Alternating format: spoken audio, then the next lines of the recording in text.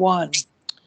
Welcome to our podcast today. Today we're going to talk with Donna Lopiano, who is the current president and founder of Sports Management Resources, a consulting firm that focuses on bringing the knowledge of experienced, expert former athletics directors to assist both scholastic and collegiate athletics departments in solving growth and development challenges. She was the chief executive officer of the Women's Sports Foundation from 1992 to 2007, and focused on ensuring athletic departments throughout the nation were in compliance with Title IX regulations. Prior to that, she was the women's athletics director at the University of Texas for 18 years.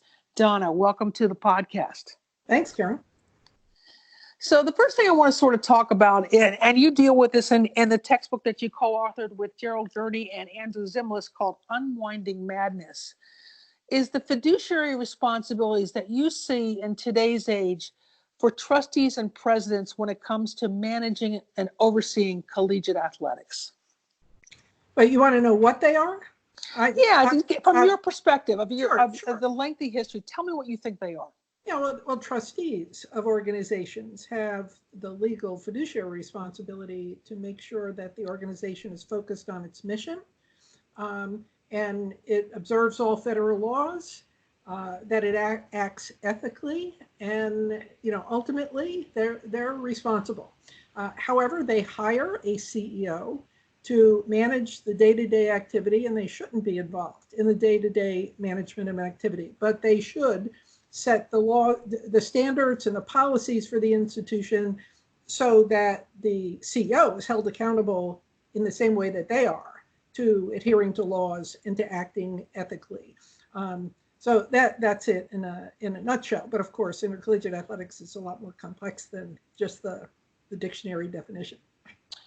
And that's exactly what the root of this podcast is that it is such a complex endeavor filled with variations at every level that I think it's challenging for presidents and trustees to try to provide adequate fiduciary and oversight. And I'm wondering what your thoughts are, whether we're getting better at it or not doing so hot. Well, every institution is a member of this larger intercollegiate athletic system. There are over 2,000 institutions in the United States that sponsor athletic programs, which are commercialized at various levels, right? Extensively commercialized or minimally commercialized. But I've been speaking to members of Congress recently who are familiar with the structure of athletics, and I try to get their attention. I'm saying, guess what? You can't control intercollegiate athletics. You know why? For a number of reasons. It's financially, there are those of us in the business who say that the costs involved in intercollegiate athletics are controllable, but they're unsustainable at their current level. Somebody's got to control them.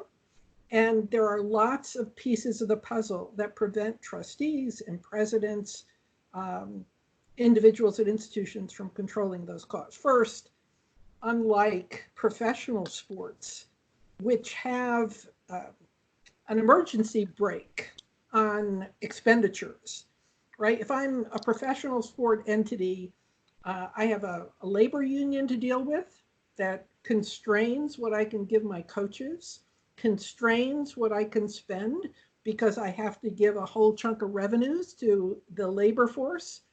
In collegiate athletics, what has the NCAA done? It caps expenditures on the labor force, so there's no constraint. Like, what do I have to pay labor? And you would think that there would be a constraint on the part of trustees saying, it doesn't make sense to spend $10 million on a football coach, and I'm only spending $180,000 on the best, mind in biochemistry. But they don't think that way. There's also not a constraint in the sense that the collegiate athletic enterprise, and people don't realize this, is heavily subsidized by sources that people don't even realize. One, mandatory student fees. 98% of all athletic programs are substantially supported by mandatory student fees, so the non-athlete is paying the bill. Two, tuition money, because general funds of institutions, when those student fees aren't enough, general funds are subsidizing athletics when it goes into deficit. And indirectly, federal funds. So when you have Pell Grants, for instance, that all students use, that pays mandatory student fees, that pays tuition. They're on top of the $30 billion in Pell Grants that are given to institutions. There's another $110 billion that flows into an institution from the federal government, and the institution's like a united fund. It has to get revenues from all sources and parse it out in a way that accomplishes its mission. And therein lies the problem, that the mission is to provide undergraduate opportunities for all students, not to run a professional sport team. So it's this environment that trustees walk into, and they realize they have no controls. And it used to be that the NCAA controlled it. The NCAA, way back in the 1970s, well, as early as the mid-1980s, the NCAA was a one-member institution, one-vote entity. So when Division I, the most competitive division, went off the rails with rules, Division II and III could have veto power. So they couldn't go off the rails. And during that period of time, they were able to control costs. They put limits on scholarships. They said you can't have dorms built just for athletes. You can't have athlete-only training tables. They did cap, but the antitrust system, lawyers, started getting after the NCAA. So when the NCAA tried to cap the fourth graduate assistant basketball coach salary at $14,000 a year, and lost an antitrust suit that ended up making it pay $50 million a year, the NCAA quit on controlling costs.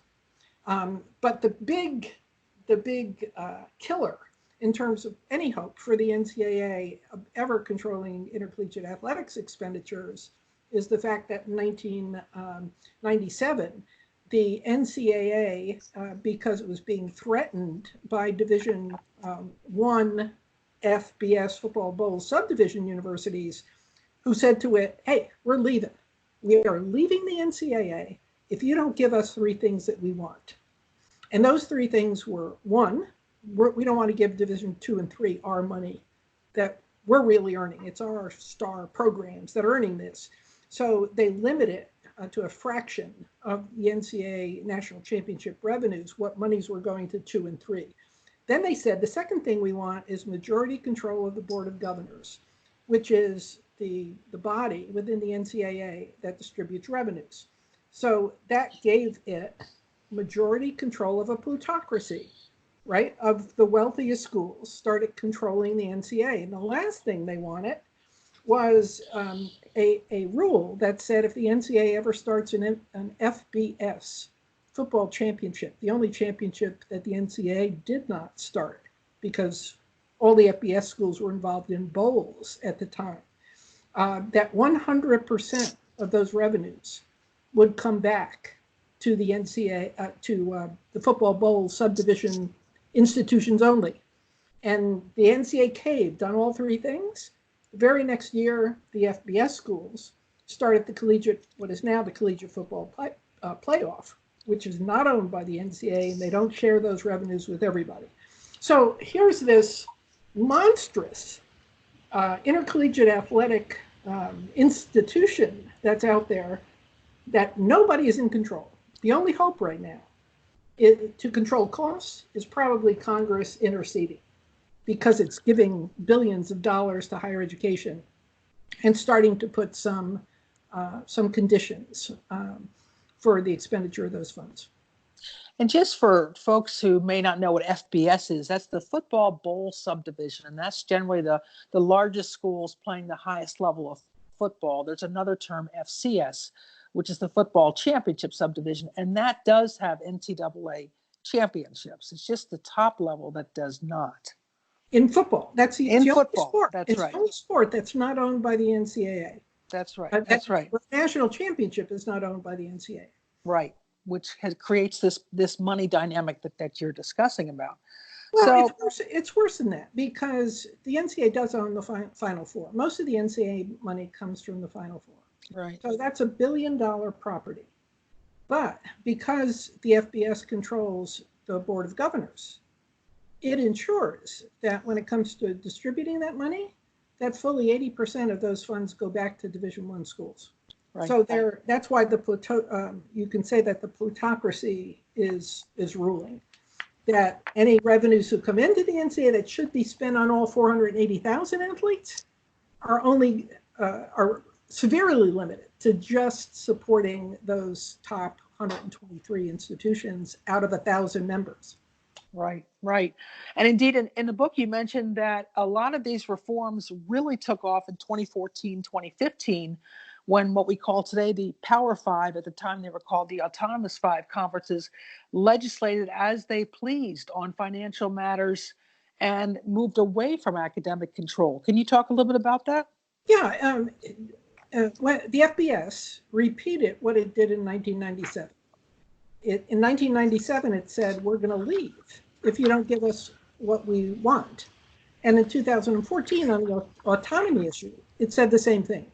We're going to leave if you don't give us what we want. And the reason why that's so important is that the NCAA knows that the Final Four, which supports everything else within the NCAA, that is probably going to follow the FBS schools. That TV will never, spend the media rights fees on a Final Four championship that does not include the FBS schools. So it's continuing to use this threat. And the reason why the threat is hollow, I believe, is that I think if the FBS ever tried to pull out of the NCAA, that Congress for sure would intervene. And that's something the NCAA doesn't want to have happen. Not the NCAA as much as the FBS. The FBS doesn't want it to happen. Doesn't want that to happen. Yeah. And indeed, in your book, you mentioned there were some ideas that supposedly were going to be the rationale behind this breakaway group of Power Five conferences. And they were three things: integrate intercollegiate athletics into higher education so that the educational experience of the student athlete is paramount. That's number one. Sustain the collegiate model of athletics in which students participate as an avocation, balancing their academic, social, and athletics experiences as number two. And three, manage intercollegiate athletics so it is understood as a valued enhancement to a quality higher education experience. How are we doing? Well, I'm not sure whether your preface to that was clear, that what was needed for reform is being proposed by those outside the institution, not the FBS. The FBS isn't saying, let's do that, right? Right. It's people, looking at the system and saying, what are the two, in my mind, what are the two things that really matter? One, is the institution doing what it promised it would do for these athletes, i.e. give them a bona fide education? And I think the second thing that we don't focus on is, are we ensuring a safe environment for our athletes? Are we protecting them from injury? Are we being serious about their insurance, about their medical expenses? Isn't that supposed to be the first priority? And I think in both of those cases, when it comes to highly commercialized sport, we are not. Graduation rates of kids in basketball and football are miserable, 20 points below that of the general student body or other student athletes. And we know that we have serious problems with regard to concussion, that most institutions are not paying the insurance bills for their athletes. Most institutions require athletes or their parents to bring their insurance policies as primary and are only taking cheaper secondary policies out. And not every institution is fully covering the medical expenses of all athletes. And for sure, there's no long-term coverage for what we know is going to be a crisis in 10 to 20 years in terms of collision sports and the long-term effects of concussion. I think we have serious problems that are not being acknowledged in this whole athlete health and protection area. Which strikes me as one of the main areas that presidents and trustees ought to be more aware of, because it is their primary responsibility to ensure the health and safety of all their students on campus, not the least of which are athletes. Yeah, but Karen, let's be serious here. That our institutions of higher education have lost their ethical way. You look at what's happened with sexual harassment. You look at the whole Nassar, the Nassar gymnastics cases. Michigan State, yeah. State. You look at Ohio State's cases. You look at the protection of Jamison Winston by Florida State. Come on. We are institutions have gotten so big for their britches. They are more concerned about their reputation and their brand, and they're only too willing to hide the bad stuff under the rug. Whether a professor is assaulting an athlete or a student rather, or an athlete is assaulting a student, they don't want anybody to know that. In fact, the institutions are enablers. In the case of Michigan State, in the case of Florida State, they actually made sure that these offending the perpetrator athletes were getting outside legal counsel provided by the institution. That the charges that were brought at the police department level weren't filed, that the institutional processes for athlete or student discipline weren't followed. So we have some real ethical problems at the institutional level that aren't limited to just athletics. Oh, no question. No question. Yeah. When a faculty member is treated unfairly and tries to sue the institution, it's circle the wagons and let's make sure that we don't have an independent assessment of this. Protect the institution at all costs. At all costs. Absolutely. Absolutely. Well, let's circle back to something that the NCAA used to do, no longer does. And I think it's a real loss in the process of oversight and self-management. And that's this issue of the NCAA Division I certification program, which was stopped several years ago and had been going on for about 20 years, which was a self-study that athletic departments and institutions did about following best practices under NCAA guidelines. Do you think that was a loss in helping presidents provide oversight for institutions? A tremendous loss in the sense that it was a peer review system. It was a lot like what an accreditation system should be doing for athletic programs, so that every 5 years, and then it was changed to every 10 years, the institution had to assemble all of these non-athletics faculty committees to take a look at everything from gender equity to the educational achievements, graduation rates of minority athletes who were being recruited with waivers of academic admission standards. It was a great program. It was unilaterally disbanded by Mark Emmert, the president of the NCAA. And at that time, that had to be approved by the majority FBS Board of Governors. And it went underground. There is now to replace that program, it's called a dashboard, a data dashboard that is accessible only to a limited number of individuals that are designated by the president of the institution, which enables the institution to hide its practices. So we lost tremendous transparency in that case. And I suspect that one of the reasons that program was disbanded was as soon as you saw through the certification process that, for instance, institutions were not in compliance with Title IX, that data became usable. If anybody went to court and asked in discovery for the certification data, could prove exactly. that the institution knew it was out of compliance and was doing nothing about it. Absolutely. So it gave them plausible deniability, but not having that around anymore. This is a very, it makes you shake your head as somebody who, believes in higher education and, holds it, a level above, other for-profit pursuits in a heavily capitalistic society. You'd think it's better. but we're proving ourselves not as good as we thought we were in higher education. Yeah. So one of the things that you and your co-authors really emphasize is the need for a strong process designed to protect the rights of individuals and institutions when it comes to NCAA penalties and the intended and unintended consequences. Can you talk a little bit about that?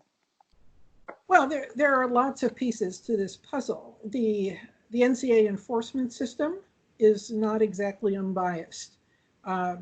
It's the weakest. Non-commercialized institutions are more likely to get heavily penalized for breaking NCAA laws rather than the richest and most attractive institutions in the country. The NCAA can easily afford to put together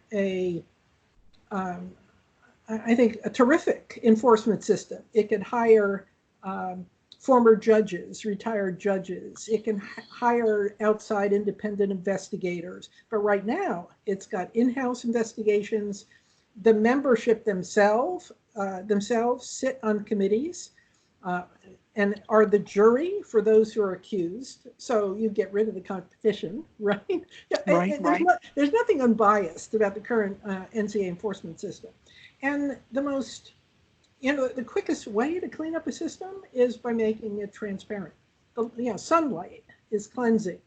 And so if we were to do simple things like require a group of tenured faculty every year to do a report to the faculty senate showing the disaggregated graduation rates by sport, to show, what is a comparison of the percentage of athletes taking independent studies with friendly professors compared to non-athlete students.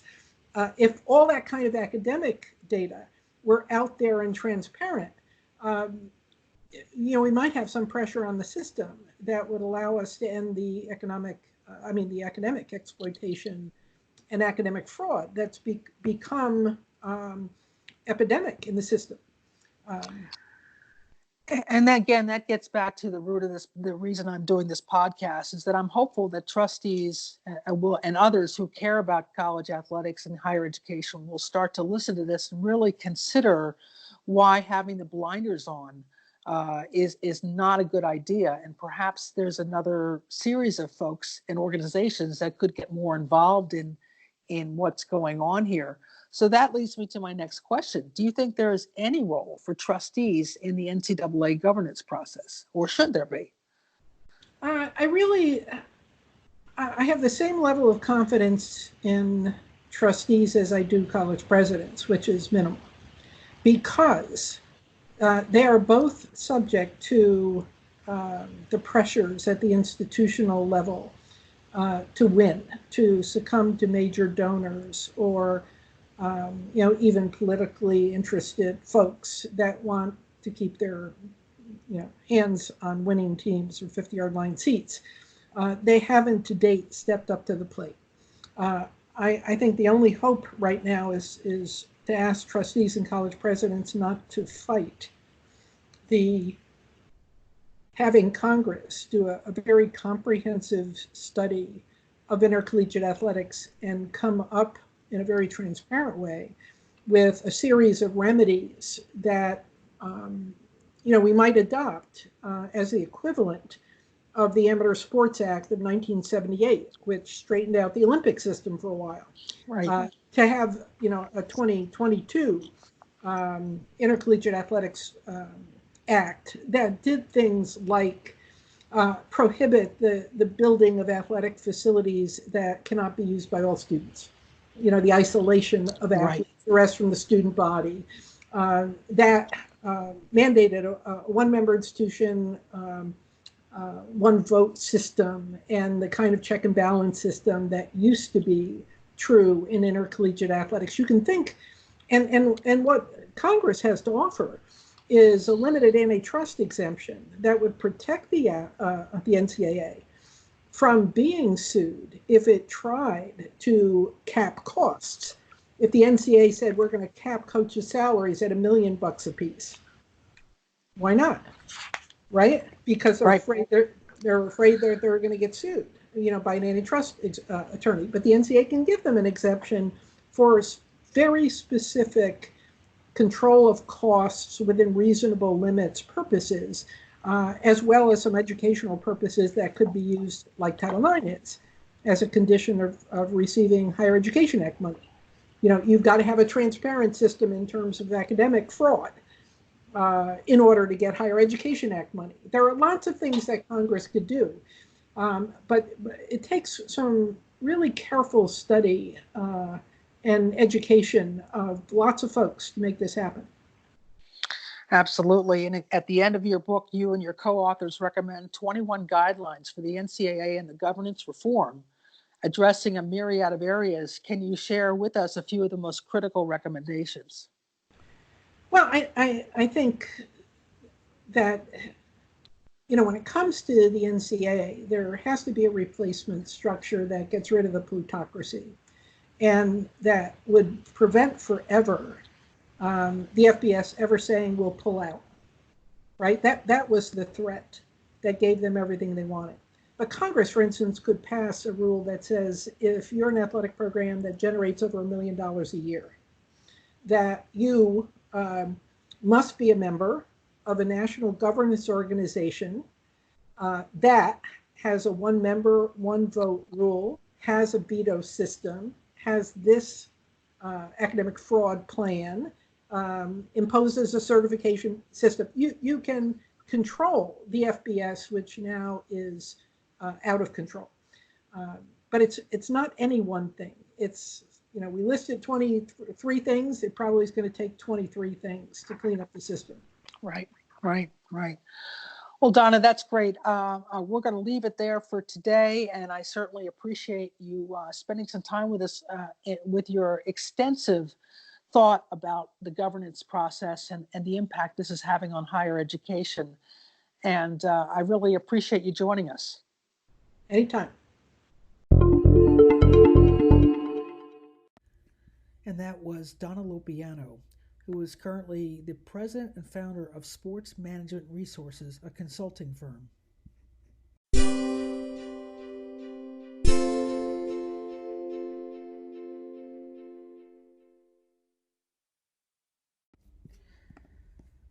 In January, the NCAA adopted a new piece of legislation involving Olympic and elite level athletes. Athletes that are designated as elite by their nationally recognized associations could receive additional developmental training expenses from the U.S. Olympic and Paralympic Committee or their national governing bodies. That includes travel for parents, guardians, coaches, training partners, and sports experts. The Division I Council adopted this in January, and it goes into effect immediately. What could this mean for athletes who are training for the Olympic Games? This is a substantial change from the position that the NCAA took back in the early 2000s when they refused to let athlete Jeremy Bloom, who was an Olympic skier when he enrolled at the University of Colorado Boulder and attempted to play football for Colorado. The NCAA ruled that he was no longer an amateur because he'd been receiving funding from the Skiing Federation as a result of his talents and abilities. And to this day, Jeremy Bloom continues to work on behalf of athletes' rights in both the NCAA and the Olympics. I asked him what he thought about this, and in specific, what he thought about the names, images, and likenesses, and he laughed. He says, boy, I could have done a lot with that. So this movement towards giving athletes more rights is inching along slowly, but it's important that we keep our eye on the ball because we have a long way to go.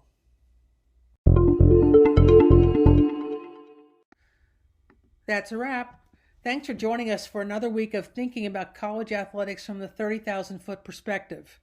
In case this is the first time you are joining us, the podcast drops every Thursday morning. You can listen to previous guests and topics on 8 different podcasting platforms, including iTunes and Spotify. Each week, I will strive to give you a deeper understanding of the complexities of higher education and intercollegiate athletics in the 21st century. Please also join me on Forbes.com for additional content and extended analysis. Have a great week.